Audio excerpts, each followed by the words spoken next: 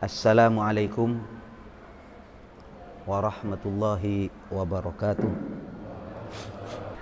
Bismillah, alhamdulillah, wassalatu wassalamu ala rasulillah Sayyidina Muhammad ibn Abdillahi wa ala alihi wa ashabihi wa man tabi'ahu wa walah, amma ba'du. Hadirin muhtaramin, para alim, para ulama yang saya hormati, segenap jajaran pengurus Masjid At-Taqwa, berikut para ustadz, para imam yang tergabung di dalam masjid ini. Alhamdulillah, saya diberi kesempatan oleh Allah bisa bersilaturahim di tempat ini. Mudah-mudahan kebersamaan kita di tempat yang mulia ini mendapat ridha dari Allah Subhanahu wa ta'ala. Dan perlu diketahui, fadilah atau keutamaan daripada sholat subuh berjamaah sungguh sangat luar biasa. Kok andaikan kita ini tahu fadilah atau keutamaan daripada sholat subuh berjamaah, niscaya kita akan datang ke masjid walaupun dalam keadaan merangkak, walaupun dalam keadaan merangkak, kalau kita tahu manfaat, fadilah, keutamaan daripada sholat subuh berjamaah. Para jemaah sekalian, agama Islam yang dibawa oleh Nabi Muhammad SAW prinsipnya adalah satu, yakni sebagai rahmat bagi semesta alam. Bukan hanya rahmat untuk umat Islam, tapi rahmat lil alamin, kepada semesta alam. Misalnya para jemaah sekalian, saya pernah membaca sebuah keterangan di kitab fikih. Kita ini dilarang untuk qadil hajah, buang air besar atau buang air kecil di lubang semut, ya. Ada yang mengatakan haram. Mengapa? Karena ternyata kalau kita sampai qadil hajah di sana, itu namanya idza, menyakiti kepada semut. Kalau kita istinja itu cebok, ya. Boleh pakai air, boleh pakai batu, mungkin kalau di hotel-hotel itu pakai tisu.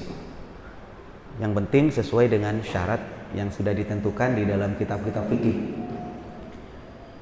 Toh demikian kita tidak boleh istinja cebok pakai kue misalnya, karena kue, makanan roti kering itu adalah makanan muhtaram yang dimuliakan oleh kita. Juga tidak boleh misalnya kita itu istinja dengan tulang, misalnya tulang berserakan, kemudian kita istinja cebok dengan apa? Dengan tulang. Tidak boleh. Karena apa? Karena ternyata setelah diteliti, tulang itu adalah makanannya jin. Sampai segitunya ya agama Islam itu memperhatikan hak asasi hewan, hak asasi jin, bukan hanya hak asasi manusia. Mungkin kalau kita sebagai manusia akan memperhatikan bagaimana sekiranya hak asasi manusia dijaga, tapi tidak pernah terpikir bagaimana kita itu menjaga hak asasi makhluk yang lain. Karena itu dengan adanya syariat Kanjeng Nabi Muhammad SAW, ini kita yakini sebagai rahmatan lil alamin. Wa ma arsalnaka illa rahmatan lil alamin. Ngantuk ya? Nah, sudah sahur kan? Allah gitu. Wa ma arsalnaka illa rahmatan lil alamin. Wa ma arsalnaka, tidak aku utus engkau Muhammad illa rahmatan lil alamin, kecuali misinya adalah sebagai rahmat, bentuk kasih sayang Allah kepada segenap alam. Maka Rasulullah pernah menyampaikan, innama ana rahmatun muhdatun. Saya ini adalah rahmat, bentuk kasih sayang Allah, muhdatun, yang dihadiahkan kepada kamu sekalian. Karena itu Bapak dan Saudara sekalian, mari jangan suudzon, jangan berburuk sangka dengan aturan-aturan Allah, dengan syariat-syariat Allah. Karena keterbatasan ilmu, kadang kita suudzon, puasa lagi, buat apa sih zakat? Saya sudah nyari uang pontang-panting kok harus dikeluarkan 2,5%. Buat apa sih nikah? Nggak usah nikah-nikah lah. Yang penting kita sudah punya anak, rukun, selesai, dan seterusnya. Mari kita jangan sampai suudzon, berburuk sangka terhadap syariat yang dibawa oleh Kanjeng Nabi Muhammad SAW. Karena pasti syariat atau ajaran Islam itu tujuannya adalah satu, jalbul masolih. Ini bahasa Arab ini. Tujuannya syariat itu satu, jalbul masolih, mendatangkan kemaslahatan. Atau ditambah darul mafasid, menolak bahaya, wa jalbul masolih, dan mendatangkan kemaslahatan, kebaikan. Jadi saya jadi geli kalau ada orang berbicara tentang syariat Islam kemudian kita keserimpet sendiri, kita repot sendiri, bahkan menjadi Islam kok menjadi sesek gitu, nggak nyaman jadi Islam. Itu berarti ada pemahaman Islamnya yang keliru.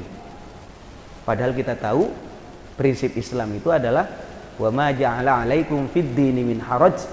Dalam agama itu tidak ada yang sulit. Kita memang diwajibkan di bulan puasa untuk melaksanakan ibadah puasa Ramadan.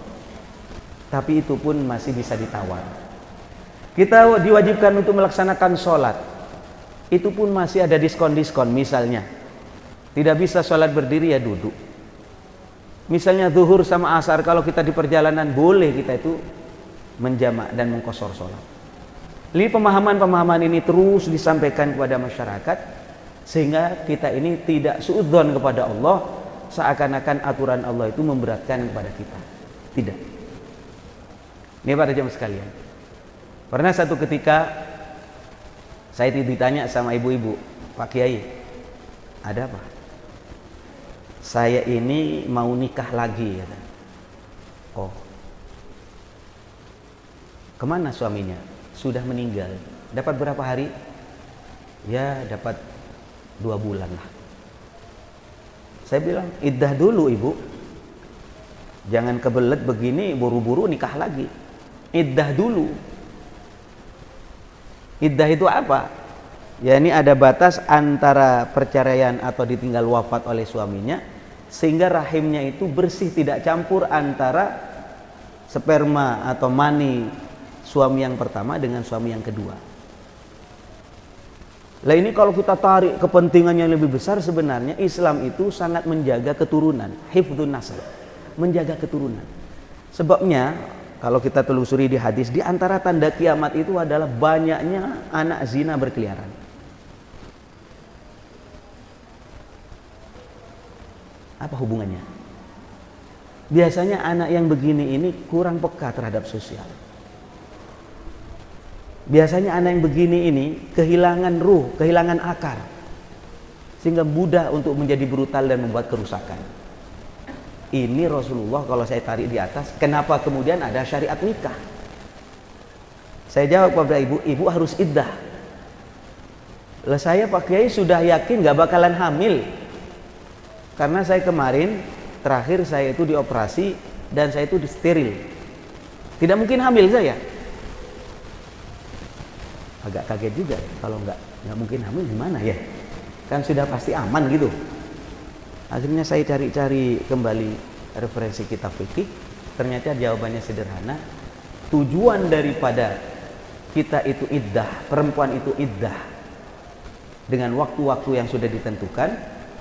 Tujuannya yang pertama, libaro'ati rohimiha, untuk menjaga kebersihan rahimnya.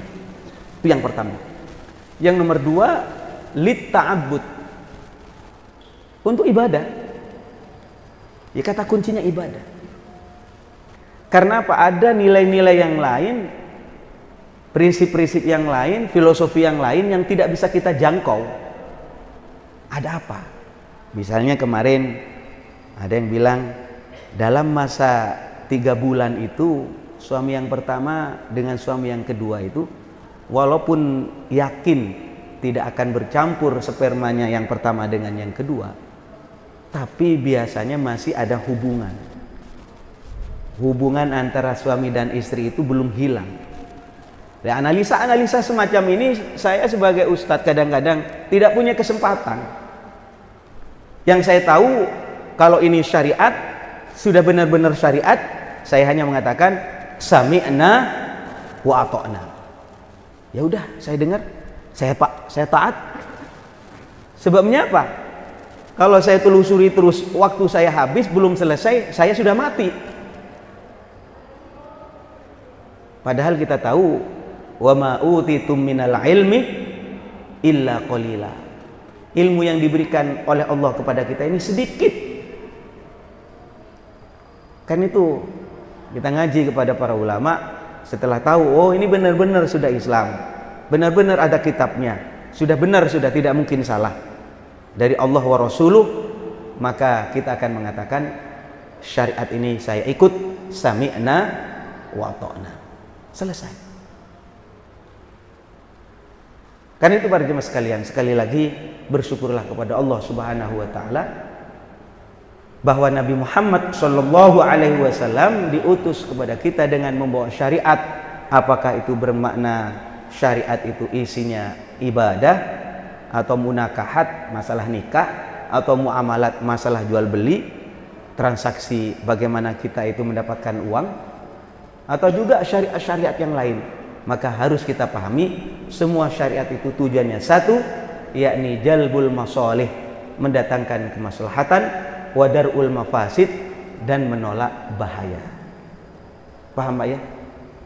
Mari kita yakini itu, dan ini bagian daripada rukun iman yang harus kita imani, percaya kepada Sayyidina Rasulullah Muhammad sallallahu alaihi wasallam. Mudah-mudahan apa yang saya sampaikan walaupun sedikit ada guna dan manfaatnya, dan menambah keyakinan kita terhadap Sayyidina Rasulullah Muhammad sallallahu alaihi wasallam. Cuma pesan saya kepada Bapak dan Saudara, dalam mendapatkan ilmu tolong hati-hati. Baik Allah wa Rasuluh sepakat, tapi Rasulullah 1400 tahun yang lalu sampai detik ini kan jauh jaraknya. Apa yang membuat saya yakin, apa yang membuat Bapak yakin bahwasanya ini memang ajaran Rasulullah? Mengapa kemudian sanad itu penting? Guru itu penting. Tadi disebut Kiai Misbah ini adalah pengurus dari Majelis Ulama Indonesia Pusat. Selebihnya saya di pengurus besar Nahdlatul Ulama. Artinya kok andekan saya ditanya, Kiai ini dari mana ilmunya? Ketemu. Ada yang menjamin gitu. Apalagi kalau saya jawab, saya dulu nyantri di Jawa Timur. Tepatnya di Pondok Pesantren Sidogiri, Pasuruan, Jawa Timur. Jelas kan ilmunya? Jelas sanadnya. Sebabnya kalau tidak ada sanad, bahaya. Al-isnad minad din. Paham sanad maksud saya? Guru. Ketersambungan guru itu minad din, bagian daripada agama. Laulal isnad laqala man syaa ma syaa. Kalau tidak ada sanad, tidak ada guru, niscaya orang semau-maunya dalam menyampaikan agama. Dan ini bahaya Pak. Bahaya. Di akhir zaman nanti orang menjadikan orang yang nggak mengerti agama sebagai panutan. Dan ini fenomena ini diwaspadai oleh Majelis Ulama Indonesia. Misalnya di Komisi Dakwah itu ada sertifikasi dai atau dai bersertifikat. Jadi dai-dai yang masuk TV itu, kira-kira saya ini tahu Pak, saya sering masuk TV. Tadi saya lihat di TVRI jam 1 tapi ya, saya lihat ya sudah masuk. Di TVRI nasional saya lihat saya masuk. Kemudian apa jaminannya ustadz-ustadz di TV itu aman? Halo? Kadang-kadang hanya sekedar masuk karena terkenal, karena suaranya bagus, ya udah masuk saja. Dan pernah terjadi misalnya ketika dia menulis Arab, hanya menulis Fatihah, bahkan ada yang menulis doa setelah adzan. Ustaz tadi menulis doa adzan salah. Allahumma rabb hadhihi da'wati tammah wa shalatil qa'imah, dan seterusnya. Padahal disuruh bawa HP boleh, bawa HP boleh. Artinya dia nyontek, masih salah. Dan ngerinya sudah masuk TV. Nah inilah mengapa kemudian saya ingin sampaikan kepada para jemaah bahwasanya pentingnya sanad. Nah, kalau sudah pernah bertemu begini, kira-kira nanti kalau Bapak tulis di YouTube Kiai Haji Misbahul Munir, oh ini orang yang tadi. Silakan lanjutkan pelajarannya, pengajiannya. Dan sekarang sudah ketemu kan, ya. Yang penting sudah ketemu, oh ini orang yang tadi di masjid. Misalnya, Bapak tulis sahur time, tulisannya sahur time itu akan muncul saya waktu di Kompas misalnya. Itu maksud saya cerita begini, agar ke depan kita itu mendapatkan ilmu, benar-benar sambung kepada Sayyidina Rasulullah Muhammad sallallahu alaihi wasallam. Sehingga stigma terhadap agama Islam itu teroris, Islam itu radikal, bisa kita hilangkan. Mohon maaf, kita harus jujur, dari dalam juga banyak orang Islam yang memahami Islam salah, tapi juga dari luar tetap kita harus perhatikan, walan tardo angkal yahud walan nasoro hatta tattabi'a millatahum.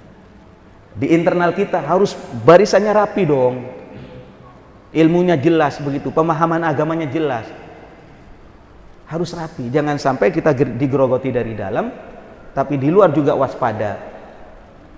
Mereka tidak akan rela kepada kita. Mudah-mudahan bermanfaat. Mohon maaf apabila dahlan kurang berkenan.